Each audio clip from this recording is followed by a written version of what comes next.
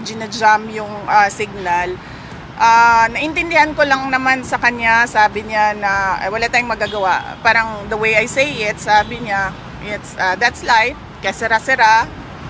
But then I told him na some instructions on what to say and what to do. Pero sa totoo lang, dapat hindi talaga yan umalis ng bansa si former President Rodrigo Duterte. Pag umalis po, susunod po ba kayo? Yes, meron na pong arrangements kasi kailangan ko kausapin yung mga abogado doon kung saan man siya dalhin.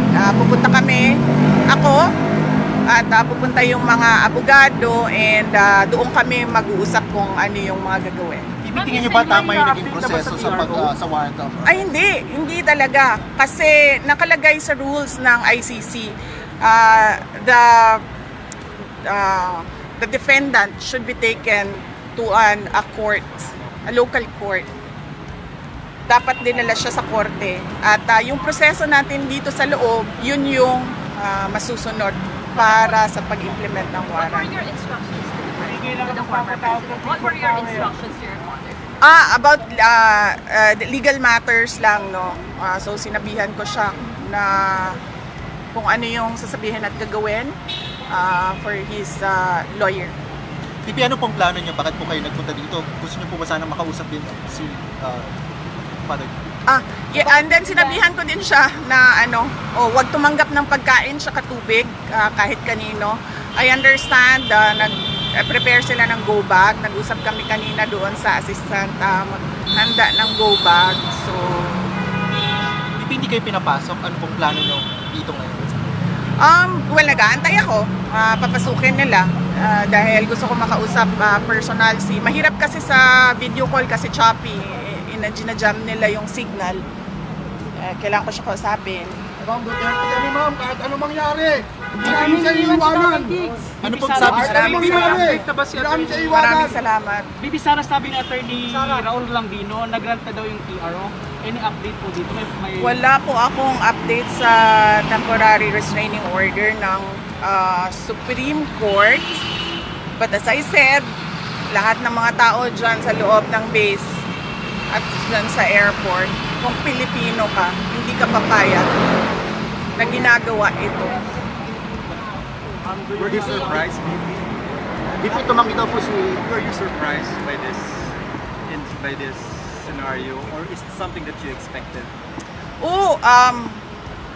The moment that I was still in the cabinet when this was mentioned, and the moment that I talked to the Justice Secretary, and then I noticed that he had very vague answers. We already started to prepare, but I have a different set of lawyers than President Duterte. So we have a book about what to do and all the research materials about ICC. So that is what we did, and then we shared our drafted petition. We had two. For me, we shared it with the team of PRR. VP, I know this may be a sensitive question, but have you reached out to the President itself regarding the matter? No. Why not? Because the way that they are doing it right now, there's no talking to the President. Because it's very easy for him to say, do not turn him over to the ICC. You can detain him here, wherever in the Philippines, but do not send him wherever the ICC says. You have a message to BBM? If ever na madala ngayon sa Dahig si dating Pangulong Marcos, kailan po balak Ay, siya, padala mo doon. Oh, sorry. At dating Pangulo na siya, Yes. very soon. Ano? Very soon, why? Ano CBRRD. Very soon. If ever Ano na pong dali message niya ngayon niyo sa kay Dahig, BBM? kailan po kayo susunod doon? Okay. Well, nag-aantay. And then, immediately, pag pinilit nila kung ano yung gusto nila at hindi yung tama, susunod ako. Kasi kailangan ko kausapin yung mga abogado doon. VP, ano message why? mo Bakit kay personal na? Ha? Sa tingin niyo po ba nagiging personal na po ito? Oo, very personal. Nakikita nyo naman, nakafile sila ng impeachment ng ang basis nila is hearsay and gossip. So, it's very personal. At sabi nga, ng lahat ng kumu-question sa ginagawa ng administrasyon ngayon, this is a diversion from the failures to deliver good governance and decent public service Message niyo po to the kay Filipinos. Message po kay PBBM. Wala akong message sa kanya. I don't think there's talking to a person who will allow a citizen to be turned over to foreigners. VP, can you confirm hindi ba kayo pinayagan pumasok or naghihintay kayo ng clearance? Hindi kami pinayagan. Ilang beses na kami paulit-ulit. So, hindi kami pinayagan. Sara, bilang simpleng mamamayan, ano yung pwede namin magawa para kay Tatay Diggs? Accountability. Transparency and accountability from the government. Tinatanong natin kung anong nangyari sa PhilHealth, diba? Tinatanong natin kung anong nangyari sa budget, diba? So, huwag nilang ilihis yung usapan sa mga gawa-gawa nila na mga akusasyon. What's your message to the critics of the former president saying that he had it coming? What's your message to the critics of your father that he had it coming? There is no legal basis at all to turn over or to endorse the president, the former president, to ICC. So, wala silang, kung para sila sa justice at sa batas, walang batas dito eh. So, nasaan sila? So, does that mean na parang he had it coming even if hindi sumusunod sa batas? Kaya nga sabi ko kanina, diba? Sabi ko, gagawin nila kung anong gusto nila kahit hindi tama. Gagawin nila kung anong gusto nila kahit mali. Ma'am, tumanggi na po yung DFA. Sabi ng DFA, hindi sila nakikipag-usap sa ICC.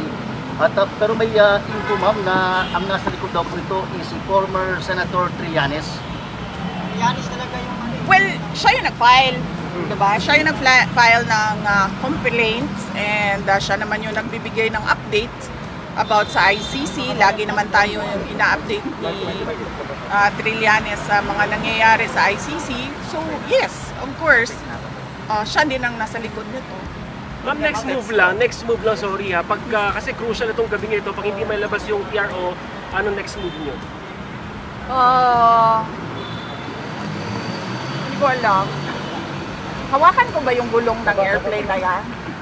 So, i-stop mo. How are you feeling, ma'am? Yes. Sinasabi ko lang sa inyong lahat, kung Pilipino kayo, huwag kayo pumayag na ang isang Pilipino ibigay sa mga dayuhan, lalong-lalo na pag labas na sa batas yun. It's actually some sort of, I don't know, what do you call it? State kidnapping? Parang ganyan na yung nangyayari. And all because kahit umagahin kami rito, para kay Duterte to. Tama. And para all kay Duterte to, para kay umagahin tayo. because Duterte! Duterte!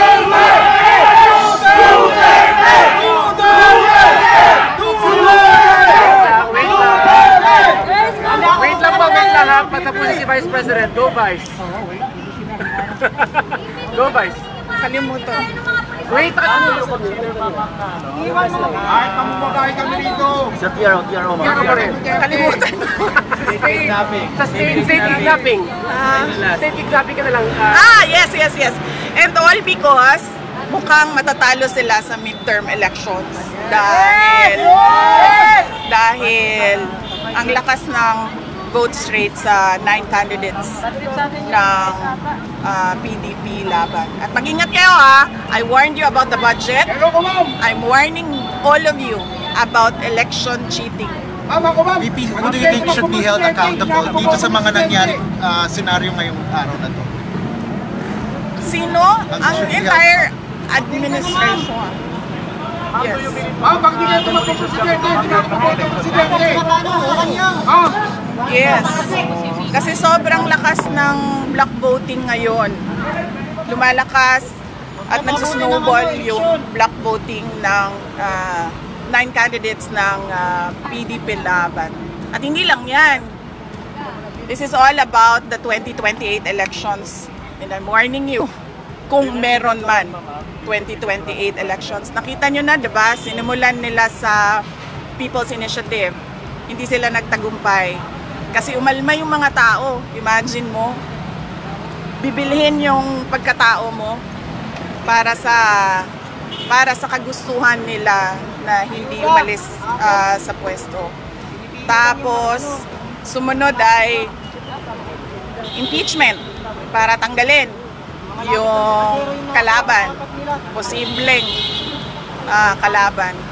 Ngayon, dahil lumalakas yung PDP block voting of 9 candidates, natanggalin nila si President Duterte. Ma'am, ulitin ko lang po, kumusta po yung huling pag-uusap niyo po ni dating Pangulong Duterte? Okay naman siya. Sinasabi niya kanina, sabi ko, nandito ako sa labas ng gate, hindi ako makapasok. Sabi ko, hindi kita personal na mabigyan ng instructions, pero tinext ko na, sabi ko, minessage ko sa kanila lahat na kung sino man yung nandun sa loob, ano yung kailangan mong gawin. And then he said na, huwag ka na magantay dyan, umuwi ka na. So, hindi ko rin naman magawa na iwanan ng ating dating Pangulo. Hindi dahil tatay ko siya, pero dahil hindi ko matanggap na nagiging doormat tayo ng mga dayuhan. I mean, ganito lang tayo, mga maliliit na mga tao kung ikumpara mo sa ibang bansa. Pero, alam mo yun, dapat may pride tayo ba? Dapat tayo kampi-kampi Pilipino. Ma'am, how is he taking this po? Magkaisa tayo. Nagkausap kami kagabi. And he was okay naman. Sabi niya lagi, idaan lang sa legal. Idaan lang sa legal. Yun ang sabi niya. Kaya yung discussions din namin, legal na. Kumusta yung kalusugan niya? Kumusta yung kalusugan niya? Anong napag-usapan about this? Oh, yan ang hindi ko alam kasi kung ano yung kanyang mga gamot, ano yung kanyang mga health conditions. Ang pagkakaalam ko, meron talaga siyang mga health conditions, kaya siya may nurse na kasama lagi. And then meron siyang mga gamot at meron siyang mga gadget na kailangan na kasama niya lagi din. Ang pagkakarinig ko kanina, mataas yung sobrang taas ng blood sugar niya, kaya nag-insulin sila. Ma'am, how true are the reports na nanghingi daw po ng asylum si former President Duterte sa China but was denied by... Wala. I was there in Hong Kong. Wala siyang kausap from the Chinese government. And in fact, sabi niya, kung maalala nyo, 4 p.m. yung flight niya sa Cathay Pacific, di ba? Sabi niya, agahan natin ng 7 a.m. Para makabalik na ako sa Pilipinas. That was willingly surrendering himself to the jurisdiction of Philippine authorities, not the ICC. Ma'am, habang lumalapit yung eleksyon, ma'am, tumitindi yung personal na panggigipit. Sa tingin nyo, babalik na din po ang lahat? Kaya nga sinasabi ko kanina, sir, nandyan yung tao. I mean, tagalin man nila si former President Duterte sa equations at midterm elections, nandyan yung taong bayan at lumalakas yung block voting ng PDP 9 candidates. Pero sinasabi ko sa inyo kanina, mag-ingat kayo sa election cheating. Matindi ito. Wala na po yung, since tapos na po yung alliance niyo with President Marcos, may we know kung meron bang discussion before during the campaign tungkol dito sa ganitong issue na to, kung you ask President Marcos, meron bang promise or may not go during About the former ICC? president? Yes. No, we did not discuss anything about the Were there ICC. discussions before this?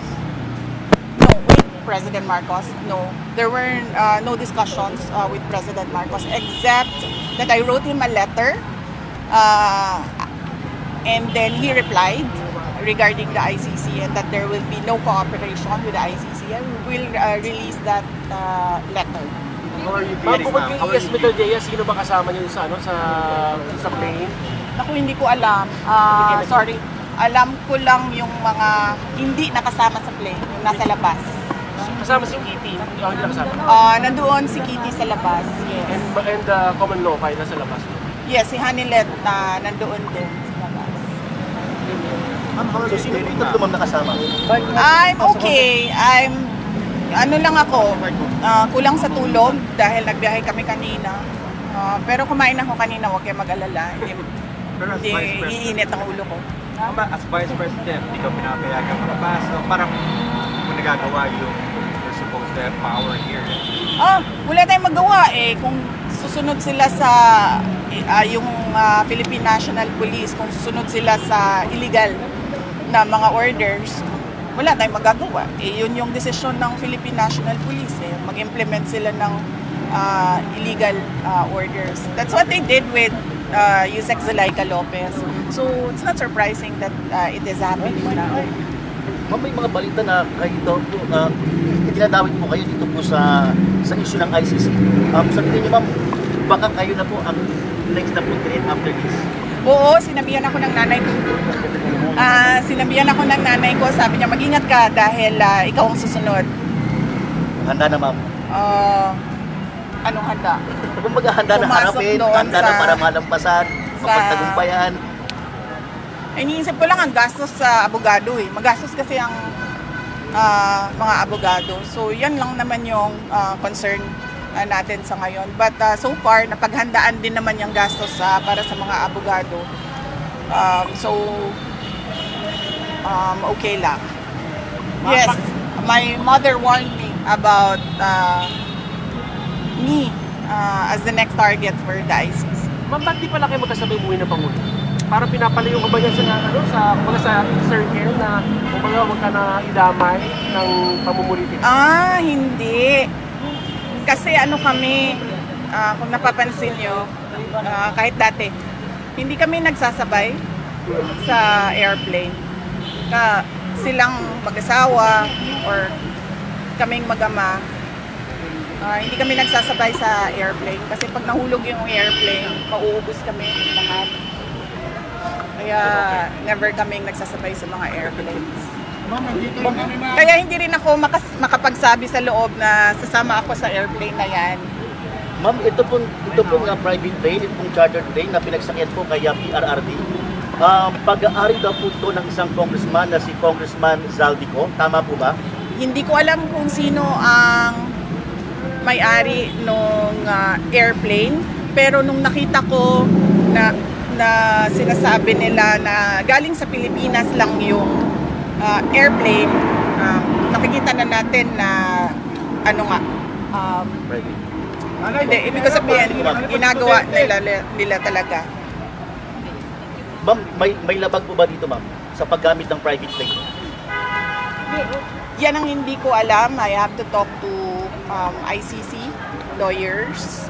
Sa ngayon, ang alam lang namin is dapat siya dinala sa local authorities, local court.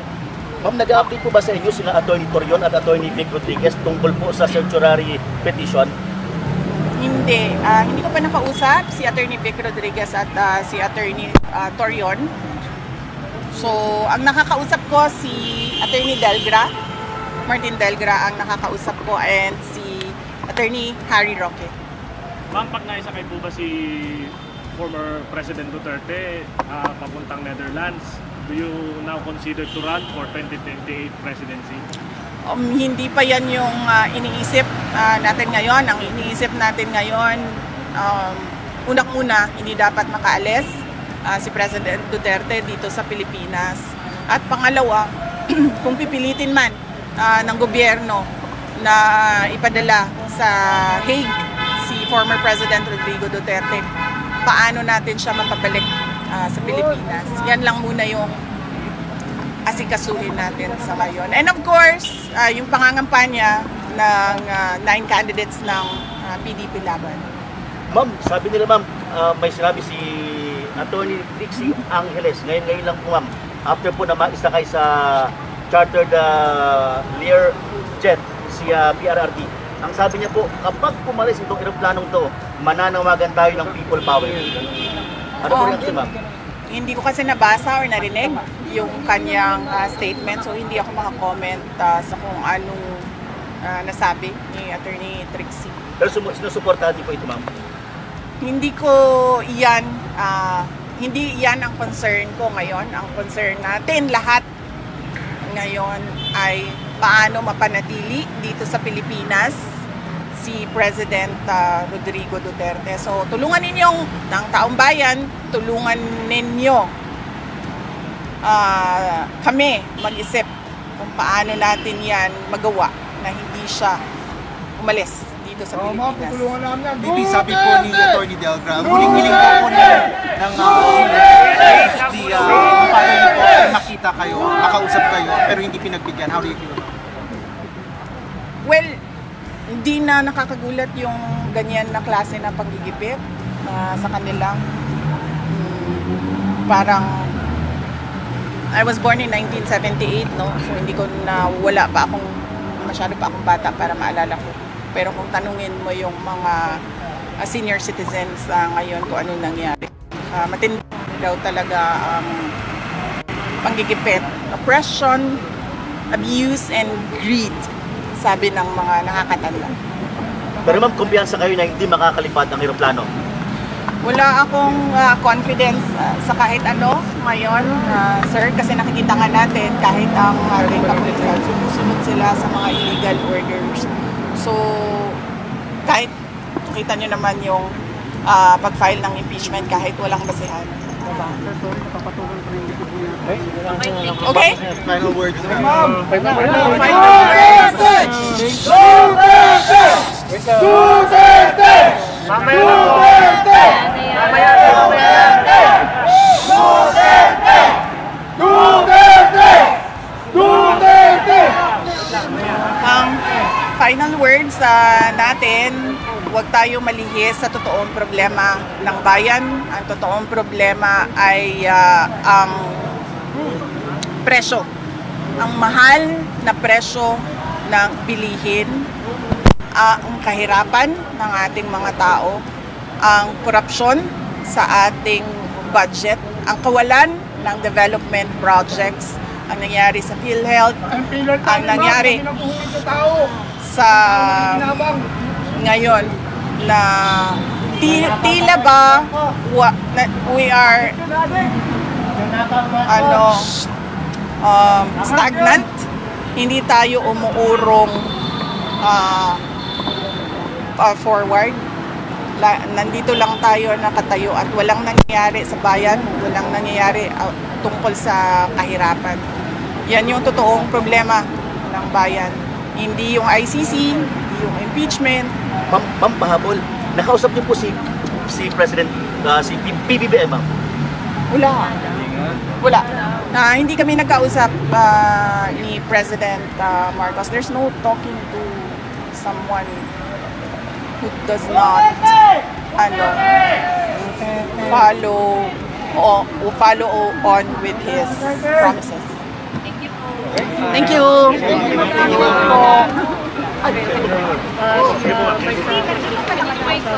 you.